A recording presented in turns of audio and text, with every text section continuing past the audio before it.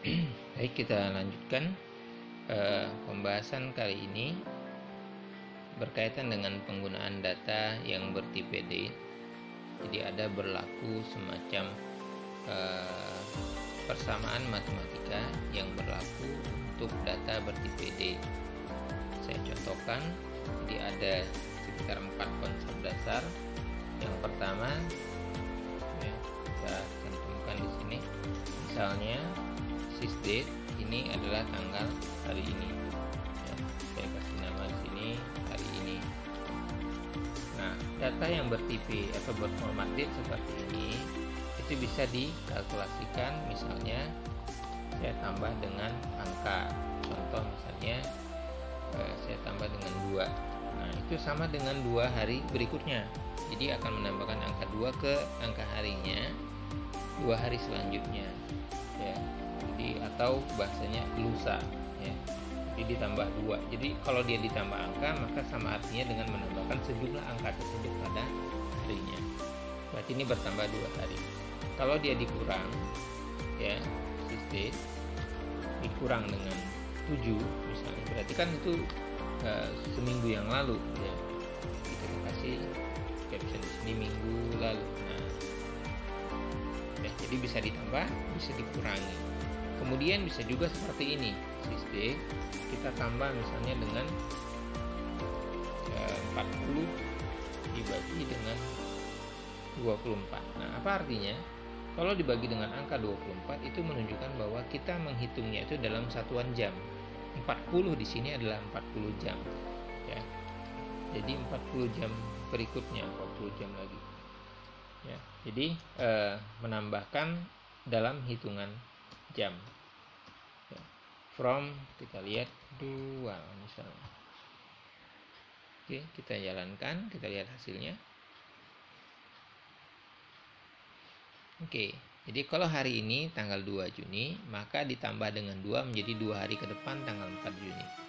Atau kita kurang dengan 7, berarti 7 hari yang lalu dari tanggal 2, yaitu tanggal 26 Mei. Kemudian 40 jam dari sekarang itu sama artinya dengan 2 jam, 40 jam ke depan. Ya, 40 jam ke depan itu dari tanggal 2 jatuhnya tanggal 4 Juni. Nah, bagaimana kita bisa tahu masalah perhitungan jamnya? Ya, bisa dilengkapi dengan format yang tadi. Misalnya saya upgrade di sini pakai ucar.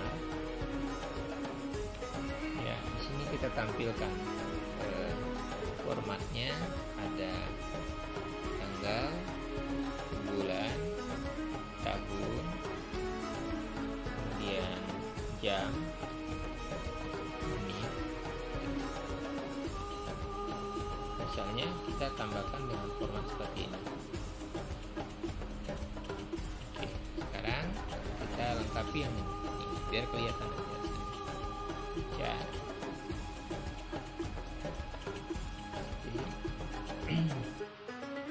Kemudian kita tambah dengan format yang tadi.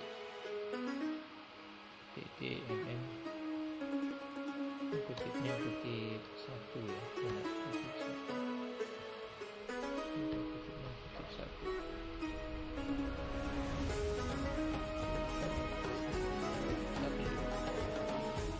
Oke, sekarang kita lihat perbandingan jamnya.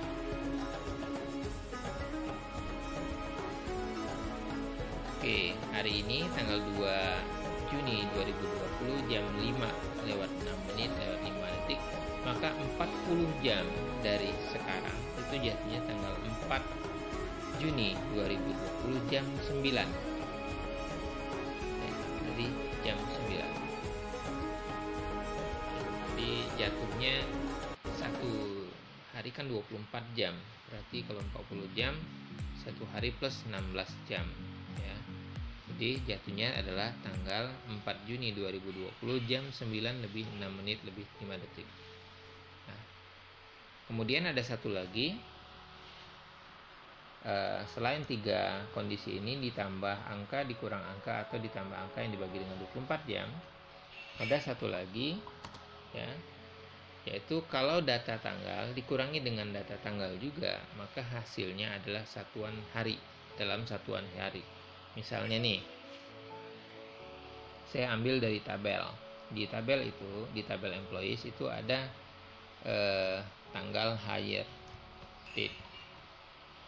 Ya, ada kolom hire date di dalam tabel employees. Apa ini hire date? Tanggal mulai bekerja.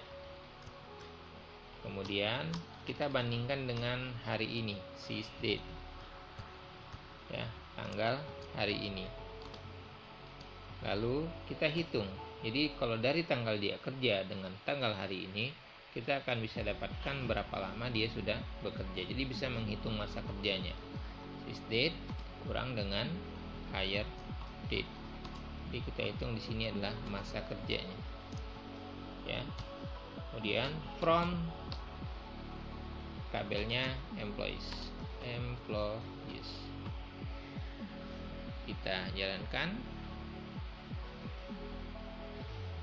Oke, di sini kita lihat ya, bekerja, ada yang bekerja dari tanggal 17 Juni, kemudian hari ini tanggal 2 Juni, maka hitungan masa kerjanya adalah 12.039, sekian. Nah, ini maksudnya apa? Nah, maka masa kerjanya di sini ini dihitung dalam satuan hari. Jadi hitungan di sini adalah hitungannya selisih hari. Jadi kalau tanggal yang satu dikurangkan dengan tanggal yang lain, maka hasilnya ditampilkan dalam satuan hari.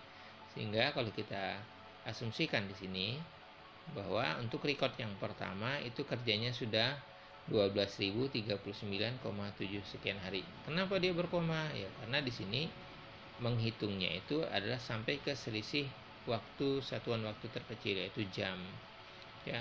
Jadi selisih jam, selisih menit, selisih detiknya itu dihitung sehingga muncullah angka berkoma seperti ini. Lalu bagaimana caranya kita memunculkannya misalnya dalam satuan tahun? Nah kalau dalam satuan tahun kita nggak punya format year di sini, jadi nggak ada misalnya kita mengurangi tahun dengan tahun. Ya. Nah bagaimana caranya? Tinggal kita gunakan fungsi matematik sederhana saja. Ya, misalnya kita gunakan data ini. Nah, misalnya saya tambahkan kolomnya. Nah, ini saya bikin tahun. Nah, caranya bagaimana? Tinggal dibagi saja angka yang ada di sini. Kan hitungannya hari, ya. Kita asumsikan setahun itu 365 hari misalnya. Bisa dibuat seperti ini. Tinggal dijalankan. Nah, pada kolom yang keempat kita sudah dapatkan hitungannya. Ada yang kerjanya 32 tahun, 30 tahun, 29 tahun. Tapi kok hasilnya berkoma? Ya tinggal dilakukan pembulatan. Bagaimana pembulatannya? Bisa menggunakan fungsi sebelumnya yaitu round atau trunk, atau bisa juga dengan menggunakan tucar yang tadi barusan kita pelajari. Misalnya tucar ya. Nah, angka ini yang kita olah ya, koma. Nah, kita buat formatnya. Misalnya berapa angka kita mau? 2 angka, kemudian tambah misalnya dengan 1 di belakang koma. Misalnya seperti itu. Ya. Jalankan. Nah, sudah kelihatan 33,0 tahun, 30,7 tahun, 27,4 tahun dan seterusnya.